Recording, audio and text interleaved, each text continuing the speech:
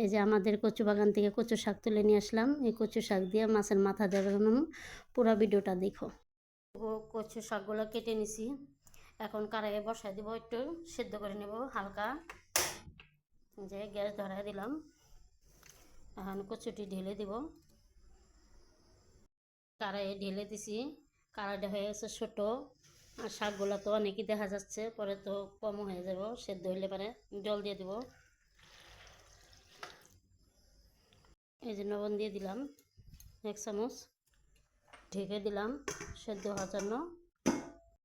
পরে দেখি কেমন সেদ্ধ হয়েছে। এই যে সেদ্ধ হয়ে গেছে গা। এখন ঠান্ডা জল দিয়ে একটু ধুয়ে নিব। দিয়ে নিয়ে এলাম শাকগুলা, দেখো এতগুলো দেখা গেল, এখন কতটুকু হয়েছে, একদম অল্প হয়ে গেছে। তো এই শাক দিয়ে কী দিয়ে রান্না করব দেখাই। বুট ভিজিয়েছিলাম, বুটটাও সেদ্ধ করে নিছি। আর এখানে কটা কাঁচা লঙ্কা, কতটি রসুন, আর এখানে হলো পেঁয়াজ ঝুরি করে কেটে নিছি, আর এখানে আদা ছেঁচে নিছি। তারপরে এখানে তোমার হলো মাছের মাথা আছে কয়টা, এই যে মাছের মাথা আছে, ডিমও আছে অল্প। এই মাছের মাথা দিয়ে শাকের ঘন্ট বানাবো।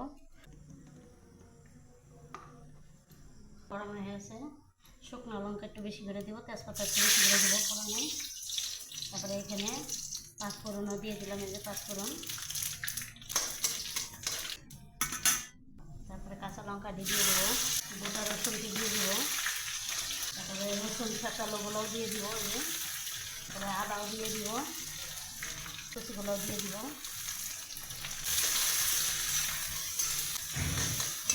ভাজা হয়ে গেছে, এখন এই বুটগুলো ছেড়ে দিব। এই যে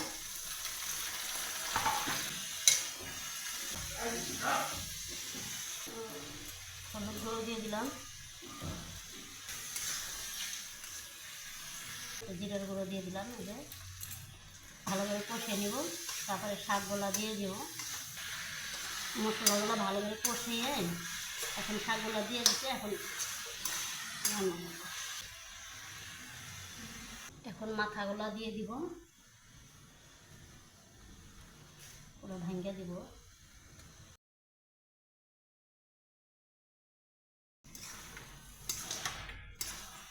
পরে এই যে কচু শাক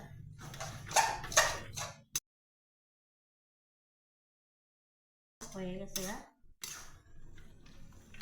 সুন্দর হয়েছে, ভালো না ভালো, কত সুন্দর হয়েছে। তো ভিডিওটা যদি ভালো লেগে থাকে কমেন্ট করে জানা দিও। টাটা।